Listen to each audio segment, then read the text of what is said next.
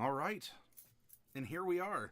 I'm using my other camera as it has a little bit of wider angle here, so that there's not just me. I have a live in person guest here, CJ, who is from the Pop Shop in Sandusky, Ohio. Might be a familiar town name, and sort of formerly, currently, it's kind of it's complicated. Hero Zone. Yeah, pretty much. Hey, everybody. I hope that you all can hear. I'm a little closer to the microphone. Can you all hear CJ? Can everybody hear me? Maybe. There is sometimes either a small stream delay or Okay. Some people just lurk too. I say that with all due respect. But yeah, if you're having trouble because the microphone is in a new position for this heads up. CJ, mind doing a mic check so I can see if I hear you? Mic check. Mic check. Okay. Yeah, they're just pretending not to listen or hear. All right. Well, as long as you're pretending, as long as you can't, if you're not actually hearing. Yeah, I pretend to listen to people all the time, so that's perfectly fine. Well, welcome aboard, and we might still have a cat at some point in time jump up here because it's just not a stream without a cat butt showing up on camera. A bit on the soft side. Well, we'll. I don't know. Get up a little bit closer. Yeah, I don't know if I can. Oh no, microphone's in the camera. Got rid of the illusion, man. Yeah. Yep, we're breaking the fourth wall here. I'll kind of turn that a little bit. So, yeah, I mean, you might have to project a little bit here, but... so, anyway, hello. It is another beautiful broadcasting day, and I'm very happy to be able to meet you all and to present a very good friend of mine. Not Nisa, please. I mean, you've seen her plenty of times. He's the new guy here. So tonight, we talked a little bit to make sure you're comfortable with the setup. Would you be willing to give a story about how it is that you came to be, well, I guess you could even start, what got you into tabletop gaming, and then how did you end up on the other side of the counter? Right, so it's going to be a long story. I'm trying to make it short, but tabletop gaming in general, well, it all started with Yu-Gi-Oh! Like, that's one of the major big, games for the past, 10, 15 years it's been around. Started watching that from the cartoon. A lot of people watch Yu-Gi-Oh! Especially with Pokemon, but I was one of the Yu-Gi-Oh! Nerds. It didn't take until, I believe, at the end of my time in high school when I had to do, a school project. And that was there when I had to go to, yes, Kat, I'm here. She wants to be part of it so bad. I had to do a project to school, showcasing where a future job would be or something like that. What was that, a foreshadowing, future shadowing, something like. I forgot what it was called. Job shadowing. Job shadowing. That's what it was. Yeah. Mm-hmm. So I had to do something dealing with that, and I just moved in with my sister. We moved from where we were to Sandusky.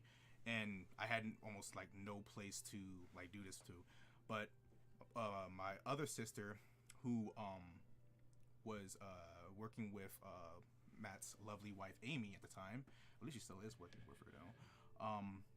She told me that, hey, I know someone whose boyfriend at the time who owns a card shop, and I know you like that kind of thing. So, hey, yeah, he can help you out doing this type of thing. It's like, oh, all right, that's fine. So, the day came down to the shop. It was amazing. I've never actually been to a card shop before, growing up at all. So, I thought they were non-existent at all. I mean, I knew people play Yu-Gi-Oh! Whatever, but I never knew those were things. But you were in Pennsylvania. Yeah, that's Pennsylvania. Yeah. So. Rarely, apparently there's some mainly in Philadelphia, but I've never been to them before. But so I was introduced to Matt, and he helped me out like with the store and everything. I told him what was going on with my school project, and at first it started with what was it, sorting? Yeah, it was sorting. Just It was a lot of that, like, around. yeah, the basic stuff that kept the shop really going. Yeah. Especially, we were talking about single cards last night with Allie, or with Maple, as you see her in our Discord, and single. Whew, you talk about organizing singles, but yes, organizing singles was definitely something which is bread and butter to this to this kind of a store, and that was. Yeah, it started with just doing with that. Like I said, it was that and the whole sweeping, just doing like the early ropes and everything. Truthfully, I never did anything like that before, so it started small. You helped me repaint the bathroom. Oh yeah, I do remember that too. Yeah, wow, yeah. We're fitting in there, crazy. and we got the ladder out, and Wow. it was that was a while ago, huh? I still have that shirt that had that white stain on it. I have mine. Yep, just like right there, and it'll never come out. But hey, that's a memory of repainting the bathroom. I did that for about a week, and if I'm not mistaken, I believe I'd asked you if it was okay if I could continue helping out the store like right after school ended, and you said it was okay. All right, so I waited for about a couple of weeks, and then since then I decided to come down to the shop. What was it? Once a week? Like it was every Saturday, every Sunday. Then it was twice, then it was 3 times, then 4, then 5, and so on. So it went to like pretty much almost an everyday thing. Just come down to the shop, help out, don't do much, like just like I said, sorting, sweeping if it did happen. And then you asked me if I just wanted to start helping out even more, right? Yeah. And it just became from like it just started from there, and it just You proved yourself, and not even as just sort of like the favor that made a very basic introduction about your shadowing project and going from there. But when you were at the store, you came in and you did the things that I asked you. And not only did you do them, you didn't complain and be like, oh, I'm not here for this, or I'm not, as I'm sure, like, cleaning, sorting, and all this is frustrating. But you still did it, and you stepped up, and you showed that you wanted to participate in the community. You wanted to be a part of the store and what it represents. And it turned into more than just job shadowing. Yep. And then over time, you really became my right hand man, especially as I haven't told this story. I haven't told my story yet to the audience here, but when the store had gone over and it was fully under my control, and going from there, it was a very interesting time. And then as things continued to build and build, it was to the point where I needed someone that I could count on, and that I could trust, and that also was willing to learn, and had a knowledge, especially as being knowledgeable in Yu-Gi-Oh, which was one of the lines we carried, but I wasn't very familiar with it. And so it makes it more difficult if you have a crowd, if you have a community in your store. By the way, going for like a bright red, I think this is cherry limeade. Looks like I'm wearing beautiful lipstick, so you're welcome, everyone. I look pretty tonight. But you were a compliment to the things that we already did, because you didn't play a lot of Magic. You knew of Magic, right? But yeah. you weren't like, your sphere was over in Yu-Gi-Oh, and I was more experienced with Magic, and there was a lot that you were able to bring to the tables that we were running, as well as just having other interests in other parts of pop culture. And this is big for you out there. If you are looking to step up as a volunteer, a tournament organizer, as something more in your own store, let alone if you run one, being able to make these connections with different communities, a 40K community, like a sub-community in your own store, or, bringing knowledge, reliable knowledge to the table that you can help inform the manager or the store owner, or both, or either.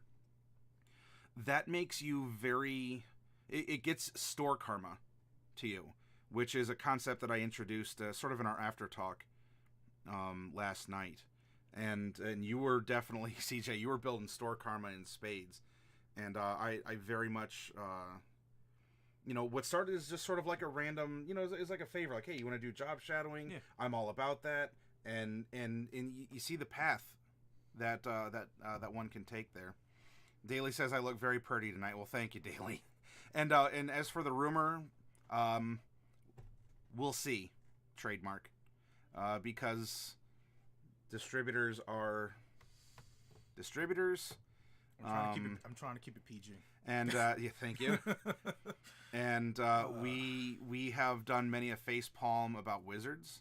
We've done many a face palm about Konami. We've been that one manufacturers and distributors alike. You make your living off of them, and you want to be appreciative, and a lot of people really like the end result, but sometimes getting that end result to your store is a very frustrating process.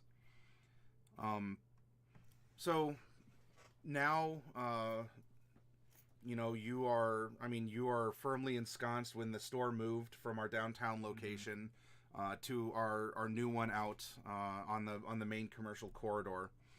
You're firmly ensconced there. Everyone knows you. In fact, you're not even CJ. You're probably what? Hey CJ. Yeah. Is what everyone calls you at this. They say Hey CJ. He's Hey CJ, and I'm Hey Matt, and I never knew the whole Hey would be part of the right before the CJ. It's like Mister. It's just it's considered a sign of respect. And you've gone to me to several conventions, and we have done a lot, and especially there was really skimpy times. It was going through broader economic troubles with the nation and employment and all this, and of course that affects disposable income that people who would go to your store, if you're a store owner, would spend money on. We've gone through that. We've made connections. We've lost connections. Because think of some of the conventions that we're not going back to, and I'm not saying that in a disparaging fashion, but there's some that just it didn't work, right? Some projects don't work out, and there's not a healthy relationship, and why are you going to beat your head into a brick wall over it? Would you say, and I know you're here, and I want to make sure that I'm not asking a leading question to you, or I'm not trying to bait you for an answer, because if there's something that you had a problem with, I want you to, you could bring it up, with me. That's always been this open door policy that we've had. Would you say, though, that you have learned a lot in your time at the store? And if so, what are some of the things that you've learned doing what you're doing on the side of the counter, being the community manager, the organizer, that kind of a thing? The face that runs the place. For all you wrestling fans out there, I hope you know who that's from. But well, start. That's actually a good question, because I know I've been doing this thing for 6 years actually. Been around for 6 years. That's seems like it's not. It seems like a long time, but it went by really quick. But you said, what was the question again? What are some of the things that you've learned along the lines? 6 years. And maybe even things. It could be textbook, economics or sociology stuff that you've picked up, or just things that you can't learn in school. Just what are some things you've picked up by working on our side of the counter in a store? Well, for the past 6 years, business economics. To be honest, business is one of the major things that I've learned being on that side. Because I know, as a player of someone who's never done that type of thing, if you're a player and you're in that type of community, you see the people behind the counter, you see that it's fun, you see that they're not doing, they're probably not doing much. Even at a GameStop or something, you'll see those people there working, and you're just a customer or a player playing with other people, and you're buying the product, you're doing all this stuff, and you don't think of it as a big deal. But then wow, you are that person behind that counter. Then you actually see what the big things are going, like you mentioned earlier, the whole product thing, literally dealing with like the actual companies to get the products. For example, Konami, Wizards. I mean, I'm not going to say anything, but like you can't. I was trying to say it, but you see that there's like there is a big difference about being on both sides, really. If you're used to going to a store and buying a pack of Magic cards, you don't think about what it took to get that pack of Magic cards in the store for you to be able to purchase. Yeah. And so it's learning that process.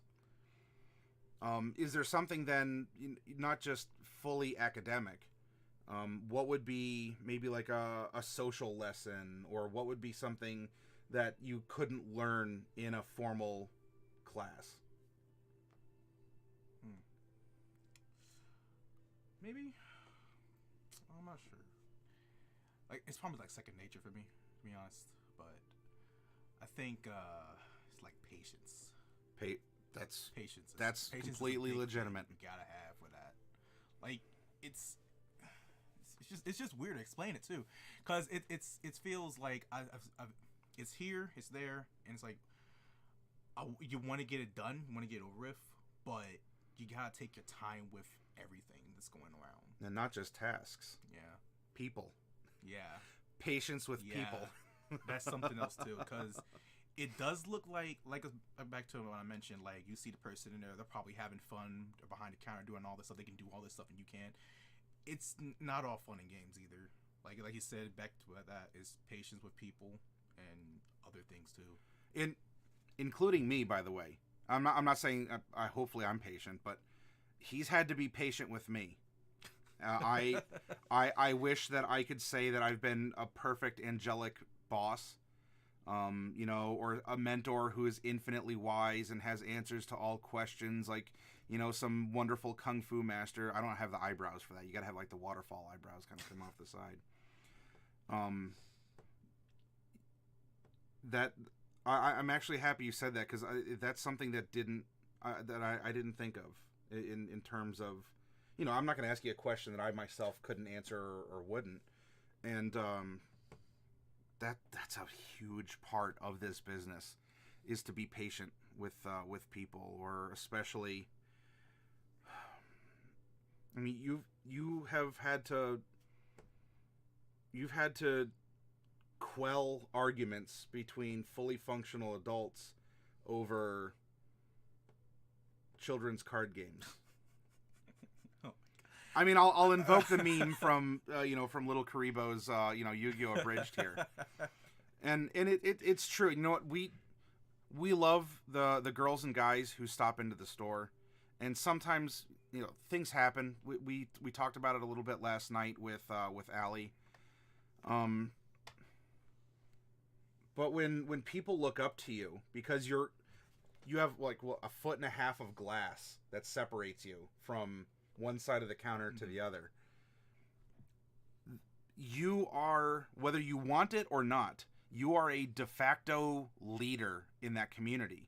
And people are going to come to you with problems more than just what we talked about last night. I mean, you hope they tell you that they clogged the toilet, or because it has to be addressed. Or you hope they tell you that, not that you want any, unwanted like hugs or touching or affection between, people who are in the store. But you hope they're going to tell you about it.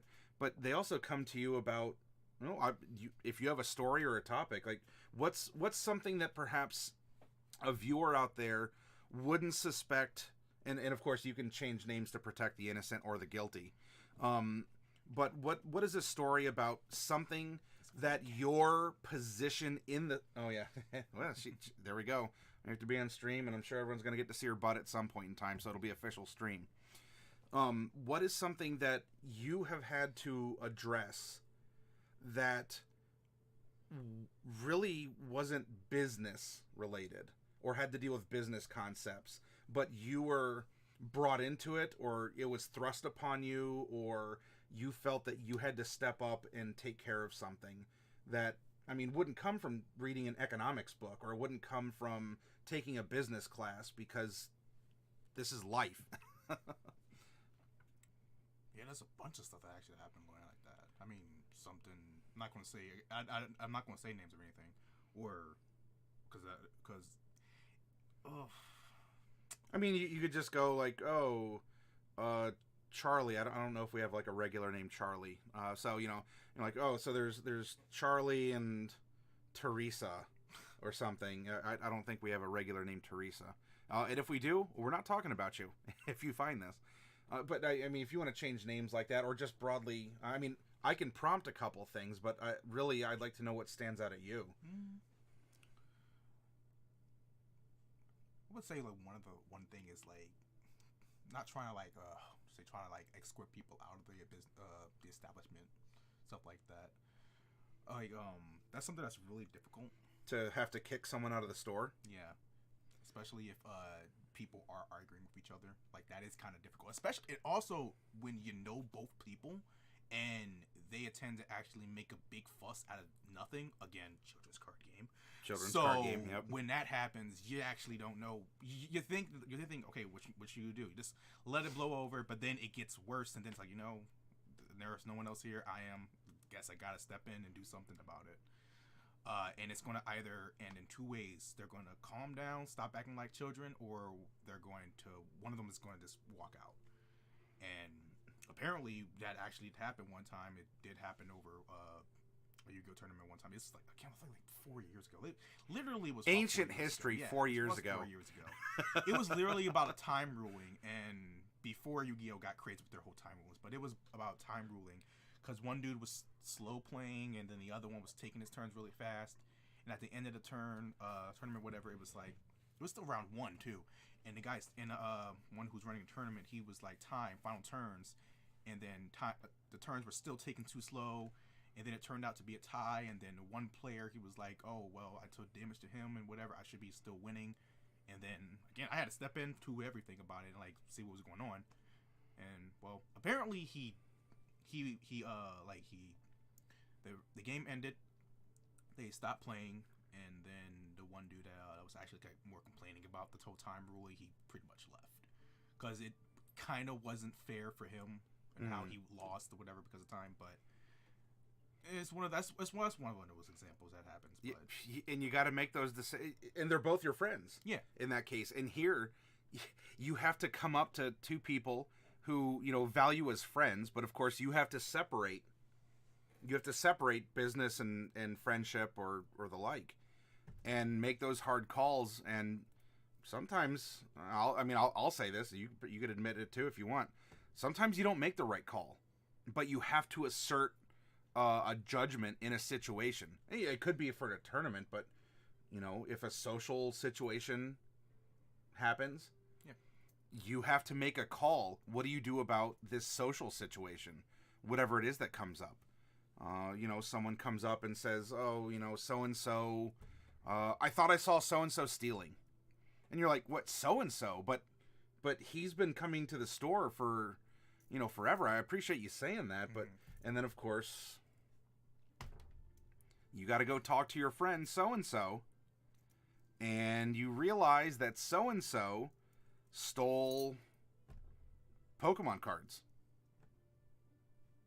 I look at you like of course he knows. Yeah.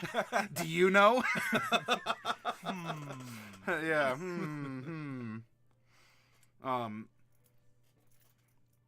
On that note, then, do you have a particular moment or a story where someone just really broke your heart, just really disappointed you? It could have been a theft, or it could have been, someone made a poor life choice, or, how because life gets brought into your store. Again, if you're on the other side of the counter, you hope people leave, politics, religion, anything that's really kind of controversial. Look, we all play under the same banner of wanting to enjoy games. But look, life happens, and we're creatures of life. Unless any of you are undead out there, in which case, just bear with us mortals. But I think this could be another good lesson for people out here, especially if you tell it through a story or you set up a scenario. What has been a time where you have been just disappointed or crushed by something that occurred in the store, and how did you resolve it? If you even resolved it, wouldn't that be nice if we could resolve every problem we have? But go ahead. All right. Yeah, there's a bunch of stories too. Like I said, 6 years, it'll take a toll on you because you remember like a bunch of them. I'm trying to think one. There is one that came to mind. It's Okay. I know you know about this too. It was the one kid that actually wanted to learn how to play Pokemon. Okay, well, yeah, it was one I think it was I forgot who it was. I think it was a girl, a little girl who had like some family troubles and everything. Oh yeah. And she wanted to help out at the store, which we let her help out at the store for a teeny tiny bit. And then there was one time when it was pretty busy, and she wanted to borrow a deck so she could play Pokemon. Mm-hmm. All right, well, It was a dark deck, I think. it was dark deck. Let her borrow the dark deck because that's normally what we had set aside and everything like that for people to learn how to play. And it's like that's fine. And then she was playing with it with another player or like in the back with a couple of the other kids. That day was perfectly fine. Nothing bad was happening. And then I think her mother came in, or she decided she had to leave because her mom was outside. It was something along those lines. So she went ahead and left, and then I was like, "Oh, okay." But then nothing like I didn't think of it at first. But then after 5 minutes, I was thinking, "Wait." I asked a buddy of mine, "Where is the deck that she was playing?" And he was like, "Oh, this thing right here is right here." And then okay, that's fine. Picked it up, looked through. Just like something told me just to look through it because she really left really quick, really fast. So I looked through the deck, and apparently there was a couple of the cards missing. Like they're really like not big ones, but like most of the EXs were missing. Yeah. And it's like, oh, okay, so that's how it is. That's very I do one crit. I know that. Here, let's. I'm gonna send a couple friends over to see you one crit. Yeah. So apparently, it turns out that the one girl that wanted to learn how to play Pokemon wanted to help out the store. She literally just stole cards from the deck that I let her borrow. So a couple of days later passed, and this was actually, I can't say funny, but this is kind of like ironic.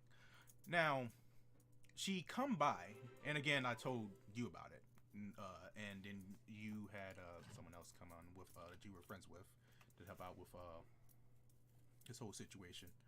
So she come by, Matt's there, and he calls up a friend, and he comes by too. But she comes in and she's asking to trade in the cards. And the cards that she wanted to trade in was the cards that her cousin gave her. I looked at her, and I looked at the cards, and I slowly waved Matt around. And I was looking up the cards to give her trade-in value. And then later, Matt's friend come in, and then they both were having a little talk with her about the whole situation. And then she comes to me, and then she actually apologizes for what she did. Now, I wasn't too mad because it's a kid.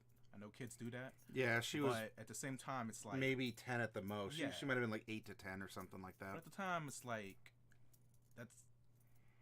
you just don't do that. I kind of was hurt. I was really hurt about that. It really was. It really did hurt me that something like that happened.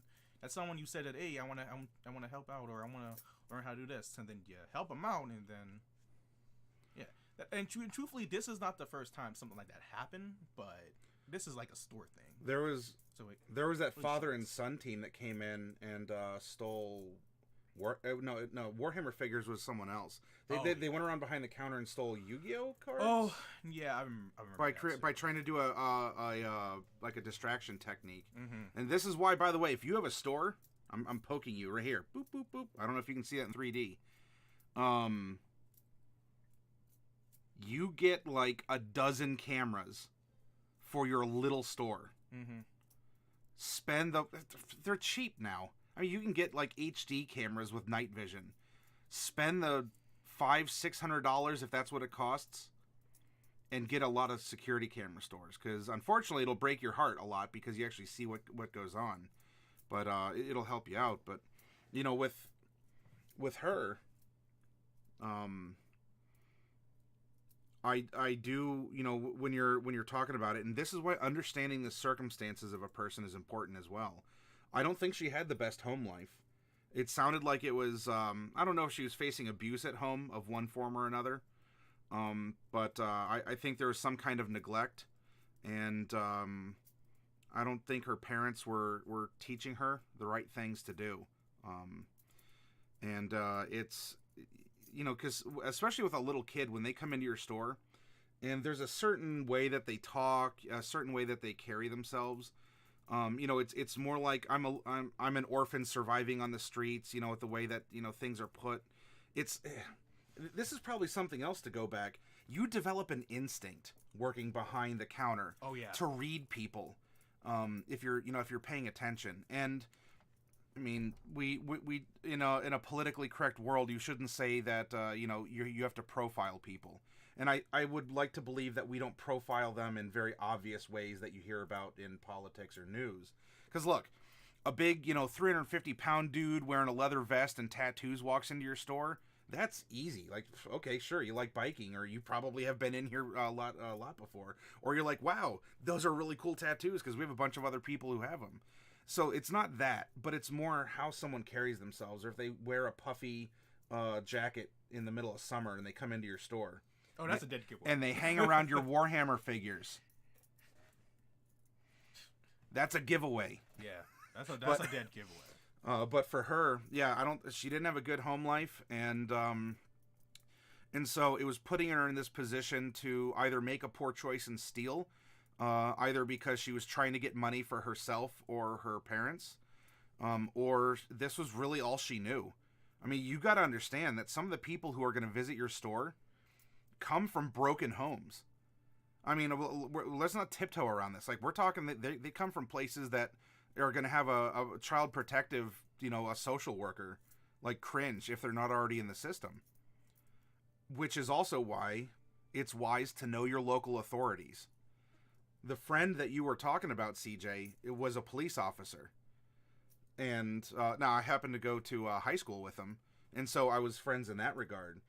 But I was able to contact him, and what we did is while CJ was playing the innocent shopkeeper, because this was worked out. All right. I love being innocent. So he was a pure innocent angel, you know, just, you know, wind-driven snow, like just absolutely no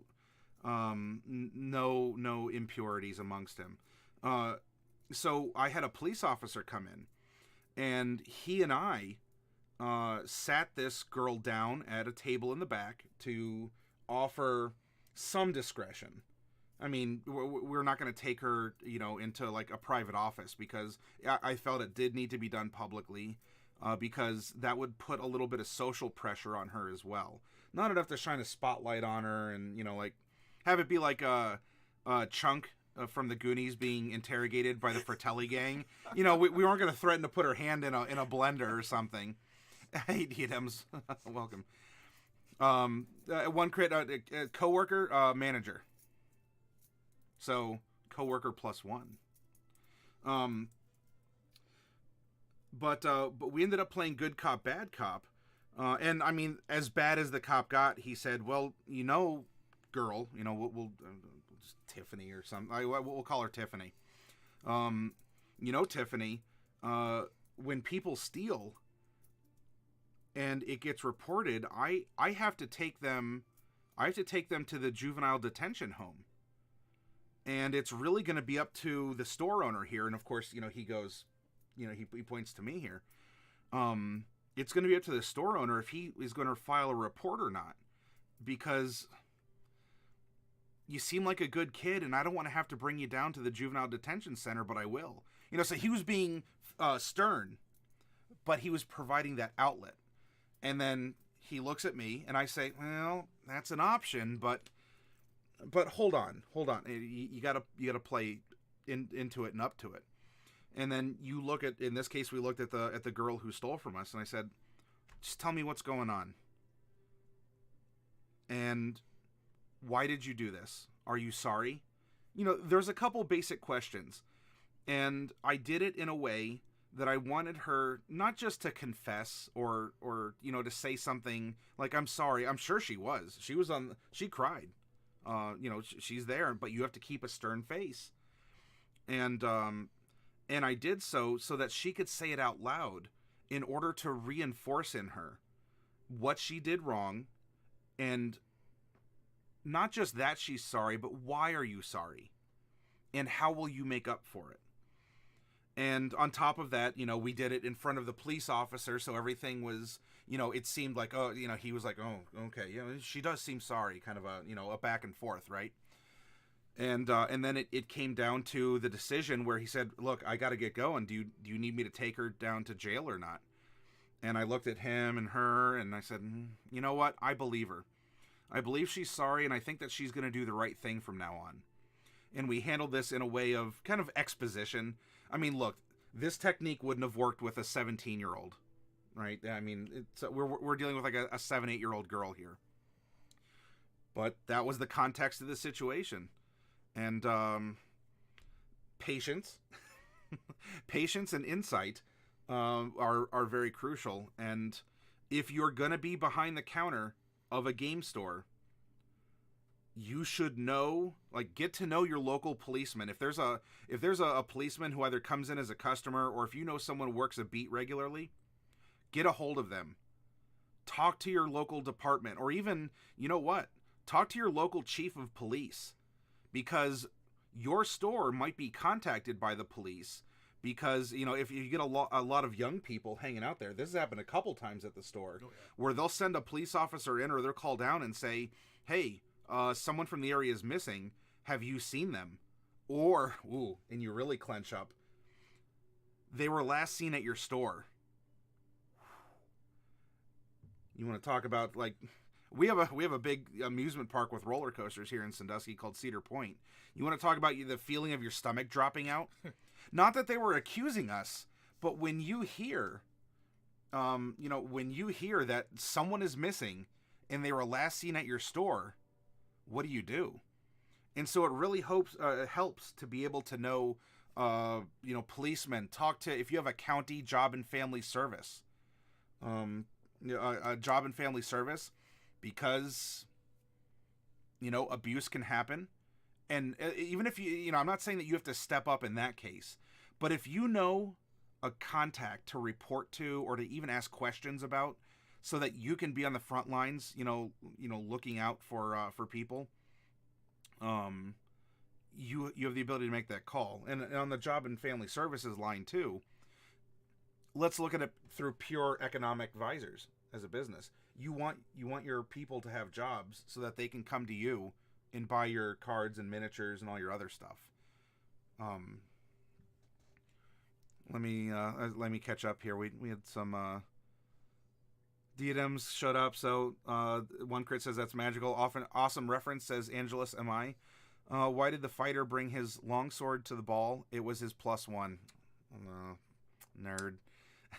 I don't get it. And hello, Shlomo. That is, as always, just a very adorable pupper. So adorable. 2 out of 10. 2 out of 10. Well, there you go, Shlomo. Maybe he likes the dolphin instead. Shlomo says a policeman can also tell you if this is the first time he's seen this person. Oh, that's true. Hey, Bunny Love, welcome. Not just the first time, but when you call the police down and you describe someone, because this is the Warhammer thief. Yeah. And you say, yeah, so he was a dude 5.5 feet tall, long hair, and he had some really interesting tattoos. And then the police officer says, yeah, down his arm looks kind of tribal. Yeah, mentions the face tattoo. Mentions specifically the face tattoo, and you're like, yeah, that's the one. Do you know him? Yep. He's a regular. Yeah. That right there was crazy. you get all kinds of people in your store, and you got to have what CJ was talking about. You got to have patience, because you know what? You don't know that guy with a face tattoo is either a wanted criminal or is just he's effectively just a repeat offender. You still gotta treat them with, tactful politeness. Ask them what they want. You can keep your eye on someone, but Respect's another big one. Oh yeah, Respect is another big one. I love that song. RESPECT. Did any of you out there? I mean, we can certainly still talk concepts and tell stories, but is there a particular question that any of you have out there, in relation to the business, the attitude that you have to have, suggestions regarding, I mean, not just how you carry yourself or the product you have, but a way of thinking or a resource or something like that?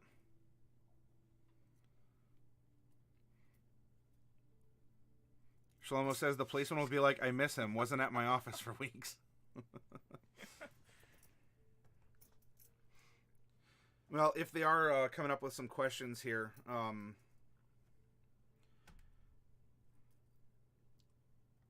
what is, in your opinion, one of the... Because I'm going to preface this. I would love if all of you were successful business owners and you had stores like this. Because, yeah, look, you're here because you at least have a passing interest in this hobby. And I certainly, if you wanted to invest in a local one or do it yourself, I would love for you to have that ability. Though I think we still need to make sure that we're having a hashtag real talk. What is a speed bump, a problem? What is a difficulty in being in a store like this, working for or even owning? What would you say is a major, what should someone know before they go into this? That's a good question. I think on this one right now. Say like a speed bump or a problem.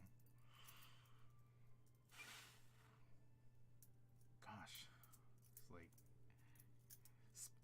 this asking the hard question. Well, then here, if you need a moment to think about that, DJ Chocolate here asked, how do you deal with singles of any kind of TCG when buying them? Well, normally when it comes to like singles, this is what any shop does. We have to look and see like the condition for one, and there's like a bunch of sites where most places use to look up online to see how much cards are. One of the major ones that I like using is TCG Player. It's like I can't say it's consistent, but it's consistent to the point where people actually can do like market watches or changing like the market like daily. So it's one of those things you have to try to look out. But when I use TCG Player and look up cards, again, you have to look up the condition, and sometimes there's this notice on I was at the left side of it. It says market price. And market price could be for one card maybe $20. People are selling theirs, if you go down or scroll down, they're selling theirs for, let's say, $15, $10. So it does vary on how many people actually bought it for $15 compared to how many people bought it for $20. Yeah, I could ask $100 for a card, but that doesn't mean anyone's going to buy it at that. And then when it comes to like how we do ours, like for trading in the cards, there's a couple of systems. Like a bunch of stores do. Some stores do 50% of how much a card is. Some do 40%. Some do 30%. Sometimes stores do 10%. I don't know why, but okay. And that depends if you're offering trade credit, store credit, or cash. Yeah. Because most places just do one of the three. They do all three. They just do just one. So I know there's some shops that actually did cards back then that I used to go to. They only did store credit for singles. Mm-hmm. They did not do any cash whatsoever. Probably because they didn't actually I can't say that they didn't sell most of their cards. It's just that they didn't get much value for most of the stuff they were trading in. So that's why they never like offered cash for certain places. Yeah, I mean, you'll have someone who visits your store and has a box of 10,000 random cards and asks you for a quote, Hopefully, and they're expecting a speedy one. Yeah. But aside from that, I mean, it's 10,000 cards, and what if they're all commons? Mm-hmm. Like when it comes to stuff like that, just again, it's 6 years of me doing this. You just gotta either do one, two things. You gotta look at every single card. But if you're lazy like me, you would have done that like while you're sorting like a long time ago and still keep track of certain ones. Yeah. But if it's like a bunch of cards, you don't. Most of the time, most stores they would just like give a specific quote because of how much of those certain cards that they have. So they're not going to be maybe worth much unless someone actually knows how much they are. When going through singles, having a general awareness, even if it's not your game, like Magic, you play Magic, you're familiar with it, but Magic is probably not your game. But if someone brought in a collection, you probably have a good idea of what are some good indicator cards, because you do this for long enough, you're going to hear names that are brought up all the time, or you're going to see art, or you're just naturally exposed to information when you're on the other side of the counter, because people are going to come up to you and they're going to talk to you about the things that interest them, which are going to be Pokemon, Yu-Gi-Oh, D&D. And you don't have to be an expert in it, because they're going to tell you what are the good cards. In fact, ask them even. If, someone comes in and, this is what I would do. Someone comes into the store, is a Yu-Gi-Oh player. Yu-Gi-Oh is not my strong point. And, they want to do a trade. And while I'm looking stuff up anyway, ask them questions. So what are the big cards for you right now? In that way, not only are you providing some interaction, you're getting educated by people who are more specialized in that card game. 1 condition, 2 TCG player, 3 decide how you'll do it. Those are the 3 main things for buying singles. Definitely condition. Yeah, condition is especially one of the big things. TCG player can work. We've used eBay. We've used in my opinion, don't use Amazon. Nah, not for card singles. Yeah, it's not for card singles. I would rather use eBay at that point, because again, we sold a bunch of them on eBay. Oh yeah, like, eBay's another one too. Like if you're just like a small store, eBay, just go ahead, or you can make your own stuff. But mostly it's eBay. Make sure you're looking at completed listings on eBay. Oh yeah, especially that. Because here's a good example. Someone will sell a Tarmogoyf. I don't know if any of you are Magic players, you might be familiar with this card. They'll sell a Tarmogoyf for 10 cents, and then they'll ask for $200 in shipping and handling. And if you just look at the asking price, you're gonna say, oh, I guess Tarmogoyfs have just like tanked. What's Wizards doing? You'll have plenty of opportunities to ask that question. Doesn't have to be about Konami and reprint the card. Oh no, they're doing that with Ultimate Masters. Yeah. Then you got to make sure you're taking the total into consideration, which would include shipping. Because look at something this way too. If you can purchase a card on eBay for $2, but there's $1 in shipping, you can put that card in your store at $3, because that is what someone is going to be paying to receive that card. Yeah, DJ, if you're taking notes and we can help answer your questions, that's why we're here tonight. So condition, find a marketplace or a couple different marketplaces if you want to try and triangulate a price. And then decide how you'll do it. Yeah. What do you want to offer? Trade credit only? Store credit also or only? Some. Oh, you're looking at her. Yeah. Apparently, she's doing some cat yoga. So I hope you all enjoy. She's not showing you cat butt, but she's getting it ready for you. Yeah, it's supposed to be a PG-13 stream. Come on, Nisa.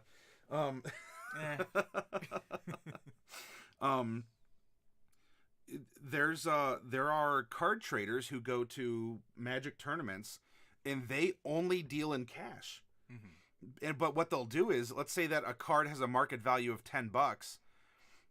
They'll give you $8 in cash to have you. Oh.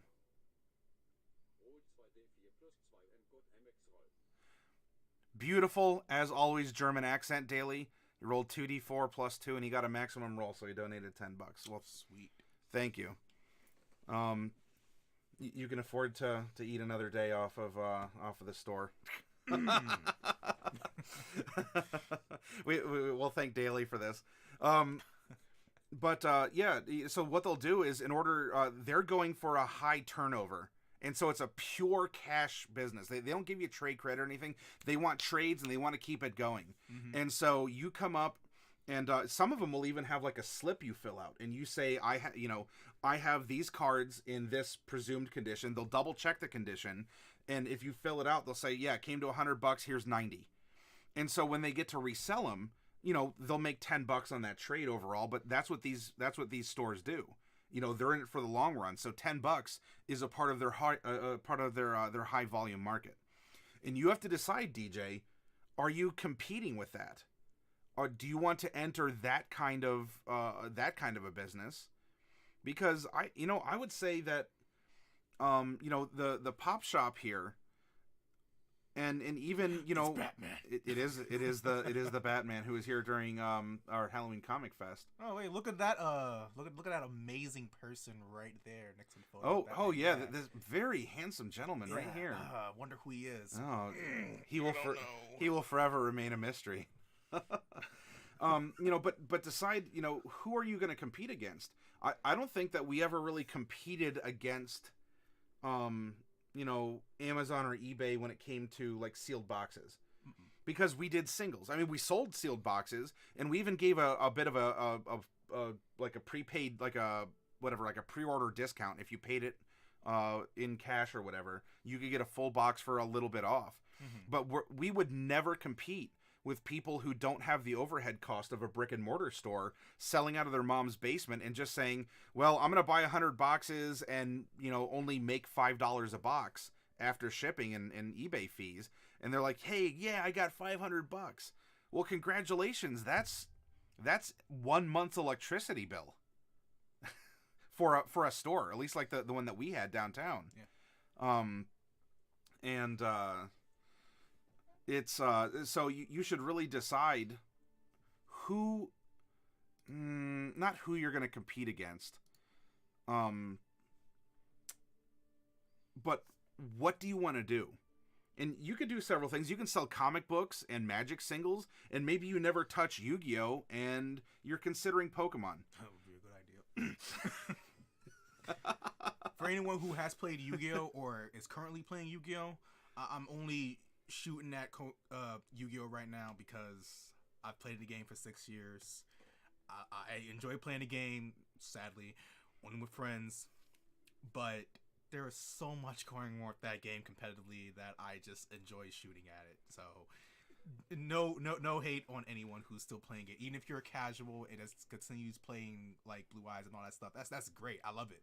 I do the same thing too. I love casual play, but I'm just doing that. I'm just joking. Yeah, as much as we want to pull our hair out at times at distributors and manufacturers, and there are times when I duly believe that they deserve it. We do say this as we love the games and the hobbies, and we do understand that it does take a lot of work to print and coordinate a global release and all that. Yeah, it's still frustrating as all get out. Oh. When you have a multi-billion-dollar worldwide company do some of the things that it does. And that worldwide company has a United States, a Europe, and the Japanese industry where they can't get the cards correct. Again, I'm looking at you, Konami. And yes, I will agree about Firewall Dragon.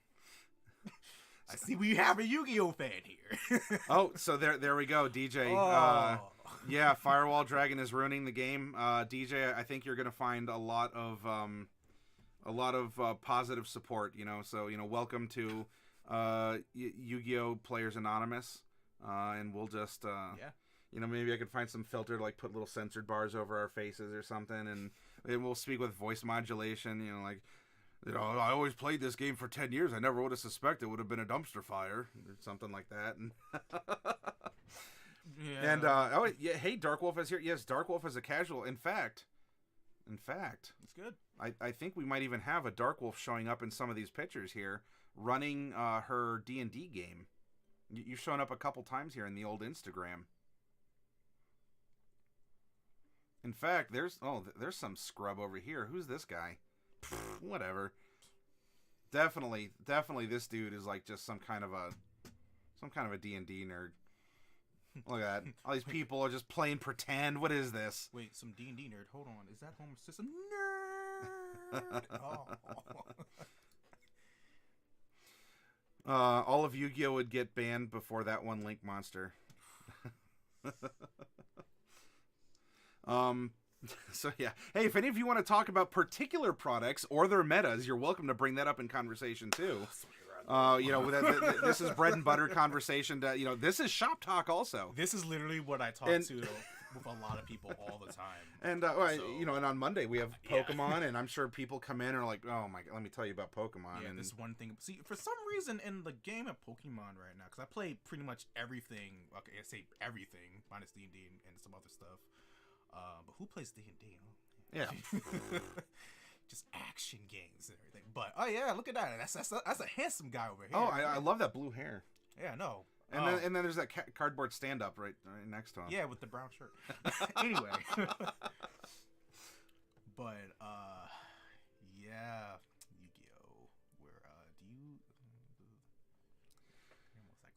Yu-Gi-Oh. No, but you know what? This could even be your own opinion / story time. We haven't had people in the store on motorcycles, but when we were in our downtown location during the summer, downtown Sandusky has Ohio Bike Week, and that is when they would turn the downtown area into a block party, so that the streets would get cut off to car access. And, a bunch of people on motorcycles would come into town. Now, we've had some amazing bikers who came in and they're like, oh, I play this too. They're wearing, like, black leather, and they might have crosses or, like, naked ladies on, like fireballs or something, or, like, flaming skulls riding down out of the sky or something. But they'll come in and they'll geek out really hard. Oh, yeah. But this is actually something then, if you want to give your opinion on this, if you remember, Allie said location was very important for your store. If you want to open one up, and our location, I think our location had strong points and weak points. But on the point then that Allie made last night, would you like to describe the past location, maybe some encouraging or discouraging things? And then how does that compare to where we are now that we're on the main, like, commercial corridor highway? Again, like I said earlier, like I've been here for 6 years and I have seen like changes here and there. One of the big changes was when I first was there. I think for the first couple of years, it was pretty great, especially downtown during Bike Week. We had all the people coming in and all could geek out and everything. But that did deter a bunch of people that, especially on a weekend, for playing Magic. So because of parking and everything, so that right there was like one of the most. It was really, really like terrible at that point. At that right there, it was only for like parking, but other times it was actually pretty good. After a while, like I said, when we moved, I think for the past like few years, I would say 3 years or so. Downtown's just been kind of like not as big as it used to be. Like I remember, like my sister telling me, like downtown when she was there, like it was always everything going on every single night. But then after a while, downtown just didn't seem like a big enough place anymore. And I think the only time it did have a lot of people showing was during Bike Week. And then now that when we moved here to where we are now, I think this one strip has actually helped us a lot, especially with the ongoing traffic all the time, and even Cedar Point helping out too. Like, yeah, people with Cedar Point, they used to always come by downtown, which was still a good thing, but nothing really was like bringing people there. So when you're going downtown, when we're going like on where we're at, people are on Goofy Golf. And that's something that's good too. And people are with all the other like food places and everything on that same strip. Goofy Golf is an arcade, a miniature golf, a go-kart place that's next to the current location. And you're also going towards Cedar Point, so you're driving past it. Because every time I'm working, I see people all the time. They say, "Hey, we drove past this place here and there, and we're finally here." One thing is, like, when we first moved here, and it was just like it was crazy. Like, the whole merger, it was just crazy. Like, no one knew what was going on with Pop Shop. No one knew what was going on with the Hero Zone. People thought both stores went away or something like that. And then, like, a year, it took about, I would say, the first 6-7 months for us to get established finally there. That's when people were saying, "Oh, wait, both the stores are here now. They're both here together. Oh, wait, you guys doing Yu-Gi-Oh too? Yeah, both from Hero Zone and Pop Shop merged. Yeah, we're all doing everything together." That's literally what happened. And now that it's been over a year, I think it's gotten better on both sides because they know where we are. Mm-hmm. Like, they actually see what's inside the store. It is itself a destination, not just another random retail opportunity. People will hunt you down. Now, that can be a strength, and I think that's why we were able to survive in a downtown location, because we were the location. Like, we were the attraction. And people would actually, we did that survey, and we found out that for people who came from out of town, our average, so obviously there was more who drove from further, our average pull radius was 30 miles around the city when we were doing our survey.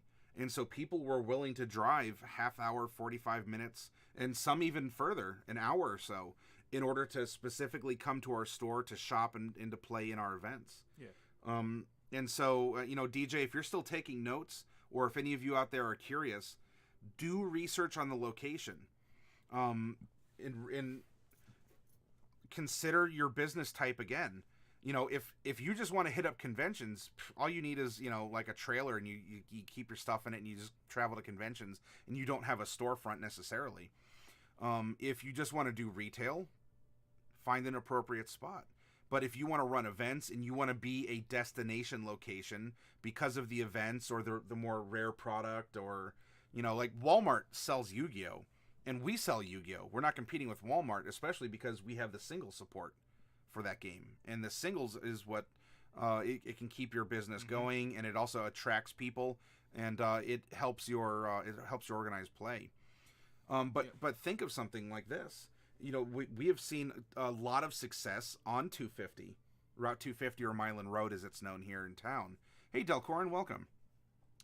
And as you can imagine, this is a very busy, look, this is a big major corridor here. The Sandusky Mall is along this way. There's all of this is a bunch of, chain restaurants, hotels, because you know what this feeds into ultimately? You see this right here? Cedar Point draws millions of people in over the course of the summer from more than 30 miles around. And you know what they're going to do? They are going to drive past your store. Whether or not they go there, but you're at least having a higher exposure. Mm-hmm. And then on top of that, there's Goofy Golf right next door, and a couple places like Little Caesars, which I think we've seen more than one Little Caesars box in the store. All the time. Every day there's like someone having Little Caesars there. And I mean, the smell of pizza, it still hasn't gotten annoying to me for some reason. I love pizza, so. But if we zoom in where the store used to be, in fact, we can very easily find it here. Thank you, technology. Technology, what's that? You see where it says Small City Tap House? We were right at we're underneath where the top of the bubble is right here. And so there aren't necessarily as many people who are passing through downtown. Mm-hmm. But downtown is an attraction because it is a place. The State Theater is here. There is a lot of boating, a lot of waterfront people, parks that want. So in that case, and when I say we swapped, it was. There's a whole story as to why the stores moved, and I'll get into that. I guess when I give my solo story to you all. But we moved from a destination location itself, so we were a destination within a destination, out to a transportation corridor as a destination. And because of that, we have, I mean, if people are going to come to us anyway, we're now more accessible because you don't have to drive through downtown streets. And we're getting more exposure to become a possible destination for people from casual, people who just drive past. So you want to make sure, DJ, and you can, I think you can find this information, especially if a realtor wants to, sell or rent commercial property. Ask about the traffic, foot traffic, actual, like the number of cars that pass by in a certain time, and compare that to the type of model, the type of business that you want to run. And hopefully you'll find a sweet spot that fits your budget and everything that you're making.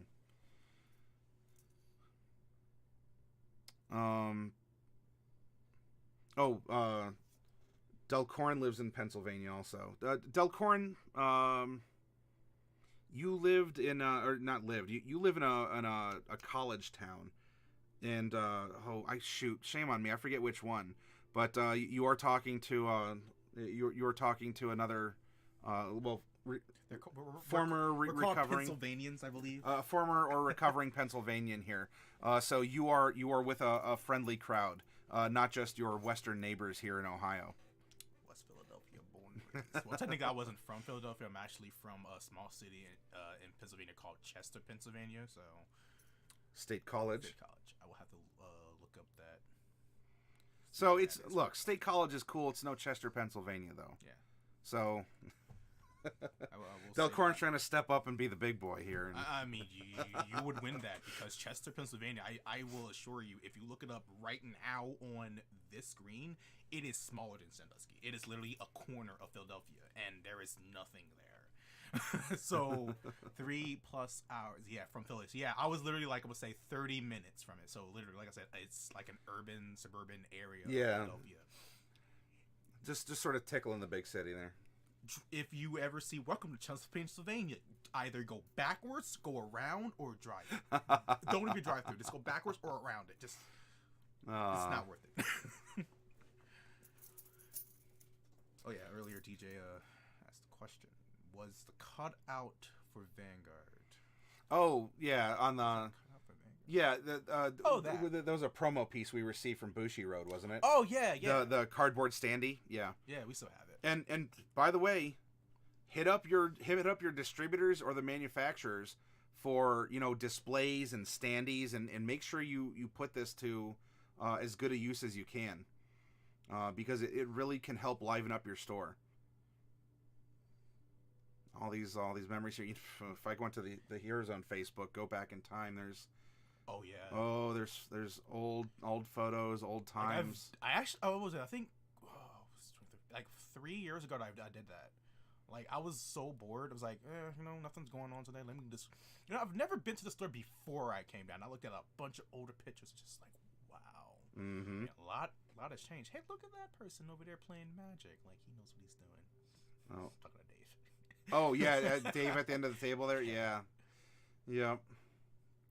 Dave is. I do agree with you there about the whole cities. I'm not a big city person, but yet I would like to go to Tokyo, Japan, though, where there's a bunch of people. Chester Pizzeria. Yes. Oh my goodness, I remember that. It looks like Chester's about as close as I'd like to get to Philly. I'm not a fan of cities. Too many people. Chester Pizzeria sounds good. Oh, okay. So that was the local hotspot. That was the. It kind of was. It's just the food there. I just remember actually having it because I actually moved to Sandusky 6 years ago, but the food there and the places, that's one place I remember. Now I have to look it up. Is it even still there? If it's still there, it's been there since I was little. There you go. You might have a man on the inside there. In speaking of food, is there something that, if you were to take what and you were to have your own store, or you were given the keys to the store and haha, it's your problem now. I'm just, is there something that would you add something Would you like? Would you do something differently?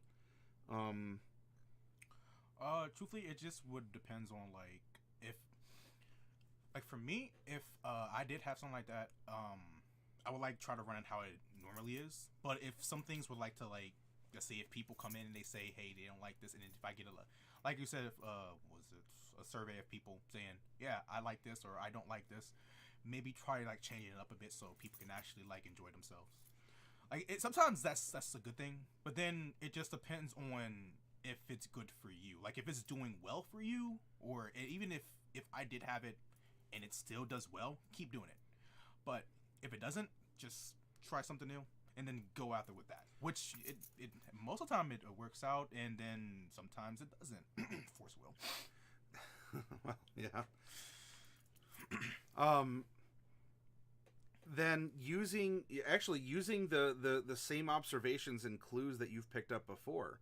You know, you said that there's really not a day that goes by that you don't see a Little Caesars pizza box in the store, or someone doesn't bring probably something from Soba, which is a local. It's right next door to Little Caesars. It's an Asian noodle place. That's actually good too. You know, so there's not a day that goes by that you don't see Little Caesars or Soba or what probably people hit up like McDonald's or something or Taco Bell before coming in here.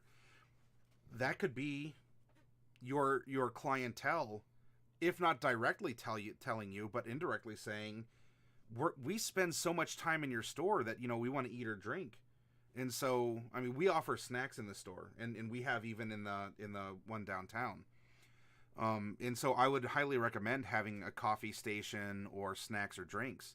But, you know, to have hot and prepared food might end up being something wise for you.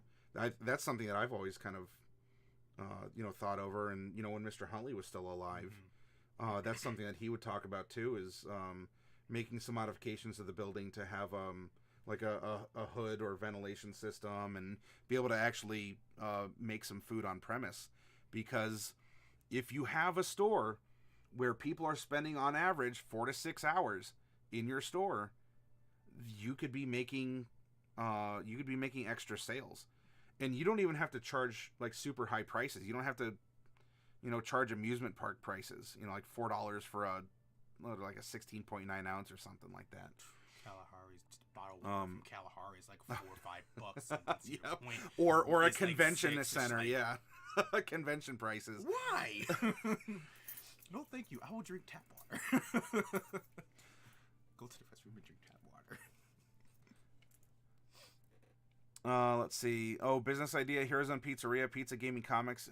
Yeah. So you as Dietham's pointed out, it would have to be a separate area, and you know, kind of like it's like seeing a Subway in a gas station. Like the employees are separate; they're not going to help you pump your gas and then go and make sandwiches. I hope not. But yeah, I mean, you wouldn't want someone with like, you know, pizza grease on their hands trading cards, but you know, it would be something. It'd be something to consider, you know, based on what's available around you. If anything, you know, if you live out in a remote area, it might take some extra funds. And you know what? You start small. Buy a little like a mini fridge, and you know, set it on a table with some snacks that you might even have to turn around and work something out with your local grocery store to, you know, get a discount or to see if you can buy in bulk from them. If you don't have well, we have a Sam's Club here in town. And so Sam's Club has been really our snack and drink provider of choice. But we've gone to other stores. In fact, if you have maybe Ollie's, but it's Big Lots. Big Lots sells cans of soda, even if it's off-brand, or you go to Walmart and get like Sam's Choice or something. We used to go to Kroger and get like those what was it, real sugar. Oh yeah, yeah. It was a couple times randomly picked them up and we sold out of them every single time we went there. Yep. So, like 4 different flavors they had. It was always gone, especially root beer. So you know, experiment, look around, and you know what? You might not have as high a margin if you have to buy, you know, a 12-pack from your grocery store. You might still make money off of it if you're selling cans at 75 cents or $1. Hopefully you are. You shouldn't be selling at a loss. But you know, experiment with that. In fact, how many times have I been out to Sam's Club and I've said, you know, like either what are we down, or I don't know, they have this new flavor of combos. What do you think? What's your opinion? Because from me to you, with regards to anyone who may be working with you, and make sure that you ask them these questions. What is your opinion? What is your thought? Tell me what you're thinking. Make sure that you are including their I'm not talking about you behind your back because you're beside me and I'm in front of you. Hold on, wait a minute. But Let's do this. oh yeah, here. Just, whoop, cat butt. All right. Now it's an official stream. But have those conversations. What do you think about this if I want this to be a store policy? You know what? Because ultimately, I could decide whatever I wanted. It was my store. But that can be very negative. And you know what? There are times, CJ, that you don't have to say. If you want, you can, but you don't have to say. I am sure that I have aggravated this man with my decisions or my impulsiveness or my me. Well, time for me to leave. Yeah. Dude. I'm out of this interview. This interview's over. I'm sure I've aggravated him, and but I would hope that more times than not, as a bonding bro moment here on camera. I sincerely hope that you have never thought that I didn't respect you or that I didn't appreciate not just what you do for the store, but who you are as a person in your own observations and your own recommendations, especially when it comes to certain people in the store. And product, and that's natural, but especially if you're making, we'll put it broadly, if you're making a human resources decision, and not just about other employees, but about people who are welcome in the store. Please trust, if you have gone out of your way to make sure that, you have someone as a manager or an assistant or whatever you want to, you want to call it. Trust them. And you know what? They're going to make mistakes. This dude's a big old scrub lord, but I love him for it. And you know what? Because I make mistakes too. And so, yeah, you know what? We're going to make mistakes and you're going to get through it. But you know what? You should trust the person that you have behind your counter, and you should have his or her back. Because if you're playing for keeps and you're playing in the long run, and, you missed a very obvious theft or something. I'm pulling an example out. And I come into the store and I'm like, hey, what happened to whatever? And you're like, yeah, what happened to whatever? And then, we look at the tape and there was 2 people in the store in the whole day. And yet this theft happened like literally right in front of them. I'm just making something up here.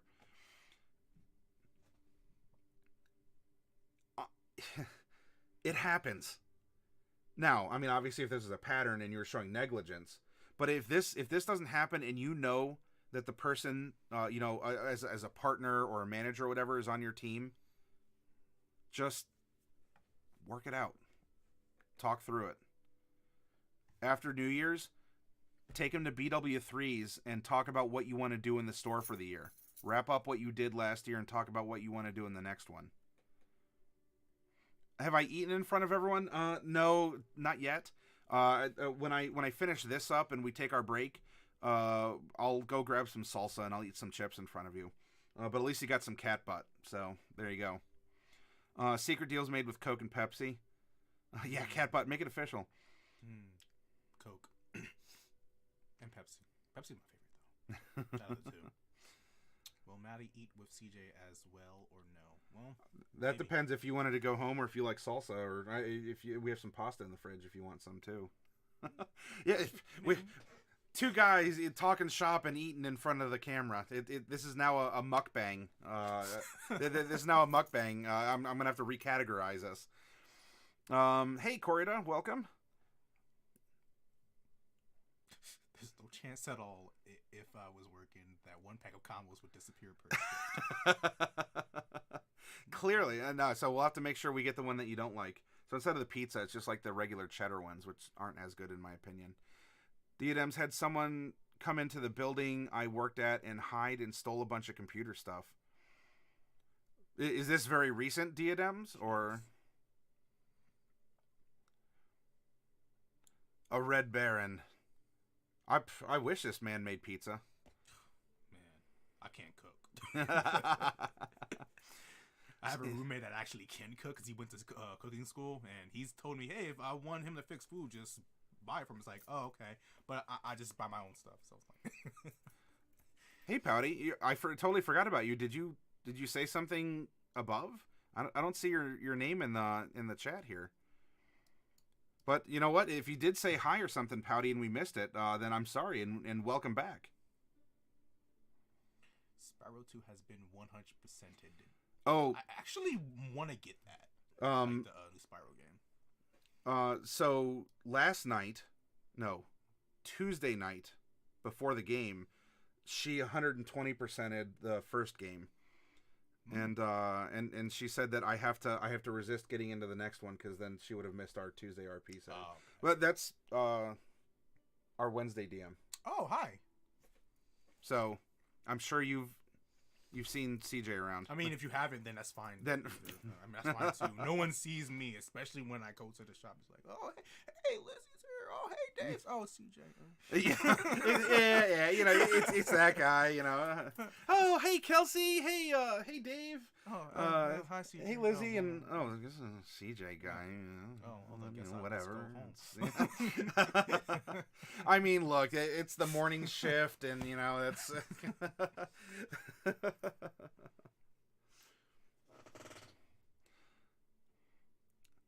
Oh, that's right. I'm sorry. That's the inside joke for the group there.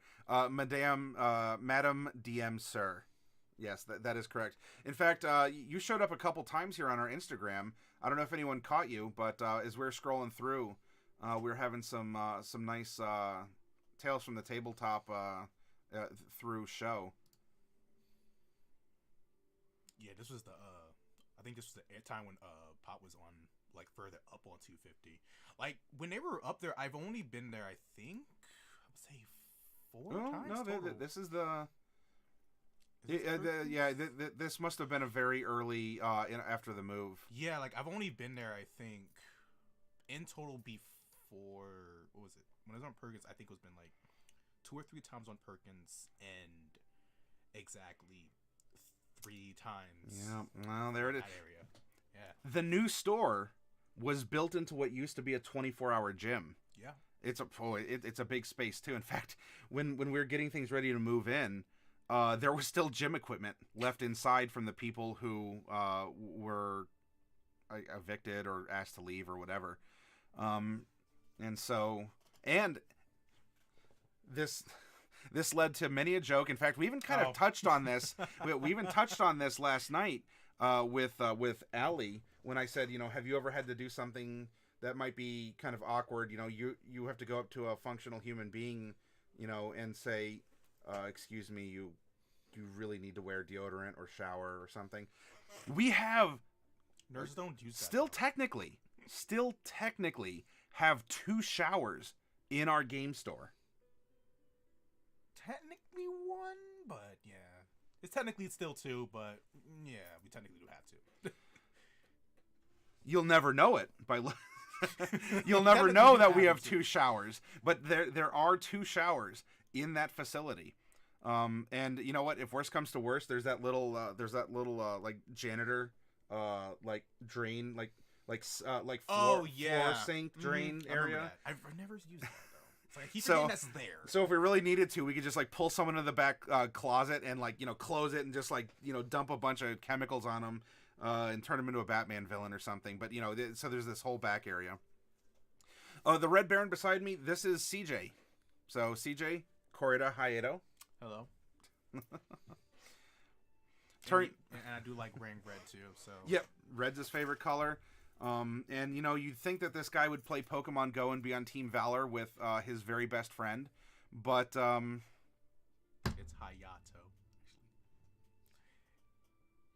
So it's Hayato. Hayato, yes, yeah. H-A-I. I mean, I would play Pokemon Go, but I'm just too lazy to do that. And we're a gym, mind you.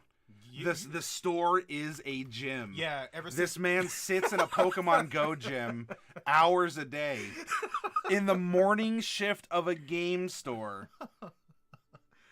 we've been having a gym like since Pokemon Go came out, and I have yet to play Pokemon Go. I even told my friends, "Hey, you should get into Pokemon Go." I'm like, "No, my favorite Pokemon's not in it yet. Who's that? Lucario. You're trash." Well, that's why I'm not playing it. And then when Lucario was finally announced for Gen 4, and it's like, "Hey, Gen 4 is out. You playing Pokemon Go?" I downloaded it. Are you playing Pokemon Go? I downloaded it. I still haven't got past the create the character screen, but I downloaded it. Lucario is coming soon. Yeah, I know. Two showers, do they ever get used, or are they just for staff only? They are not used because they are hidden. You'll never know where they're in the bathroom, but you'll never know that they were in the bathrooms because, well, okay, now there's one bathroom because we had two, and having two bathrooms is fine. One bathroom is still fine, but having two bathrooms was okay, with the exception that the one bathroom, for whatever reason, continued to receive abuse. I think that's a good way of putting it. Yeah. We'll just say that bathroom continued to be abused. And so now, that bathroom is a storage closet. Delcor and I uninstalled the game last night. Well, flip the desk. You're a good man. Oh, Team Harmony, yeah, like the Lugia League, or some people were calling it that. Yeah, I do remember that. Like when the first, actually, there's still memes going around with it. It's like Team Harmony or Team, what was it? It was Team Harmony was with Lugia, and whatever one it was with Team Ho-Oh, and then someone else made like a bunch of different random teams with like other different Pokemon. It was pretty cool looking. I have to find that again, but that would be interesting. But again, I understand what they were going with, just a 3 Pokemon, just to have Mystic Instinct and whatever the last one his name is. What's the red one? It's not important, so don't worry about it. Okay. But yeah, like sooner or later I'll start it up. I'm just lazy. Now you're welcome to stick around and continue talking. I think we should hit a break though, to like a snack and drink break. And then if you want to come back and still talk, we certainly may.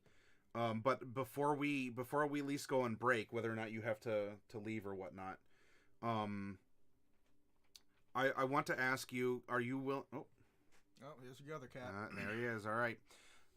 Hey, this is kind of the wide angle camera, so we get most of him actually on camera at one time.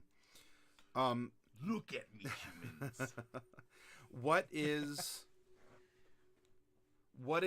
a good memory you have from being behind the counter? Like, so if we were to just end, because we've talked about a lot of the bad, we've talked about people, just cat just right there.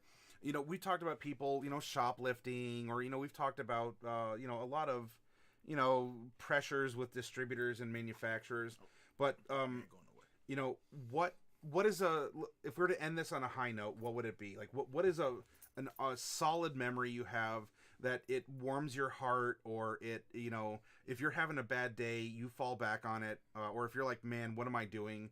And this reminds you that you're doing something that I presume that you enjoy doing, but no, I hate it.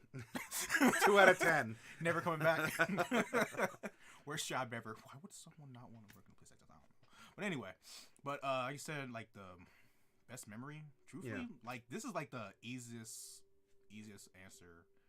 Oh, I can say easiest answer, but the easiest question that I have gotten all night, because I'm terrible at actually answering questions. But best memory I've had, actually making friends here, doing this type of thing. Like literally, like I said in the beginning of this, never knew stuff like this was a thing. I knew people played these type of games. Mm-hmm. Never knew there was like actual stores that actually had people to play these type of games. And being behind a counter, I'm meeting people, talking to people, enjoying talking to people, and literally like expressing myself, positive and negative, firewall, about like this thing that I enjoy. So as time grow, I get to meet new people, and we all have like common interests, not just by the cards, but just like anime or movies, TV shows, and wrestling. Wrestling. Like one of my good friends, I'm not going to say his name. I will. His name will be Redrick. His name is Redrick. Frederick, he is a avid wrestling fan, and literally, and every single month we come down and I come to his place, or pretty much wherever he lives, and we watch wrestling, and that's like one of the only times when I can actually express not my love, well, not just my love of still watching wrestling. What kind of wrestling? WWE. Yeah, I know. I know wrestling is fake. Whatever. They still get hurt, so it's not fake. I enjoy watching it still since I was little, and the acting. Yes. That's fake. That's fake. But people, the wrestling acting. But people were literally picking up each other, throwing them down, throwing all that stuff, and doing everything, like hurting people. Yeah, that's actually real. They can get hurt, and I have seen things, but people really getting hurt. But I just watch that with him like once a month. Come down. And then there's like when I'm not at the store, I go to a friend's house. We like play cards or watch anime, and like I said, like it's just my fondest memory is just literally meeting so many people. Like I can't count how many people I've had on my friends list on Facebook compared to when I started to now. I know it's way over 300 people now, because most people that was on my Facebook before it was my friends from back home and family. But then after meeting so many people here, it's just wow, I know people, and it's not just again my Facebook or whatever. Yeah, D&D is fake too. D&D is fake. But it's no less enjoyable. Yeah, and I'm glad. Oh, hey, Redrick. I'll tell him later. Okay. I'll tell you later. And I love your answer because I feel the same way, and it's not just something that is reserved for our side of the counter in a game store. If you are in a game store and it's worth its salt, I mean, you just said, I knew stores like Matt's existed because of movies and TV. And you're like, oh, wow, this is, like you see like sitcom families who live in, these large suburban homes and everything is happy. Oh, yeah. And you're like, what family is this? So you might get these representations at game stores and you might not have something local. But I would hope that you'll find that a store near you can be like this. And you know what? If it's not, you be the person who starts that, to start this, to making friends and to building a community and build your. Yes, Redrick did show up. build your store karma, and you can use stores like this for an amazing pool of friends in a social, especially if any of you out there do have learning disabilities, or if you have social anxiety, or we have people who come down to the store who are somewhere on the autism spectrum.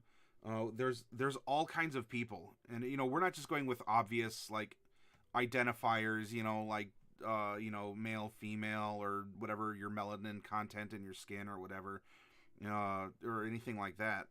It's it is real. It is real human contact, and you're making real friends, not just in everyone wins a trophy, touchy-feely, it's all politically correct, and you have to be friends with everyone who's there. Like there are enemies that are made in a social situation like this, but there are so many more friends that are made, and it's that authentic bond that you can build with people, and it's Corrida. And yes, unfortunately, Shlomo does not have a store near him. That's sad. He, you said that the nearest one, because you're out in Israel, the nearest one was a good while away from you. So, but hey, could be a market opportunity. Let's be optimistic. Yeah. All right, let's take a break. Yeah, no, I understand. You're not the only person. Well, I mean, if we're counting you as the store community, you're definitely not the only person in the store community who has Asperger's syndrome that we're familiar with. Yeah, a really good friend of mine, Gerald. He. Oh yeah, Gerald. I remember Gerald. Yeah, I thought it was Gerald. I don't know, but he's a really good friend. He actually can't say he has Asperger's, but like some disability and everything. But either way, it's like I've known him again 6 years, and we have a lot of great talks when it comes about Power Rangers, and he just keeps going on and and on about the Green Ranger, and that's why I can't stand him anymore. And yet we love him absolutely because that man is fantastic. Oh yeah, he is. So, all right, everyone, let's take a break, right? If you got to use the restroom, refresh yourself. Let's take 10 minutes, and at least I'll be back. We'll see if CJ still wants to stick around, or if Redrick is going to pile drive him through the floor, and or grab or hug him tightly, pick him up, and Batista bomb him. I'm the only one that knows that joke.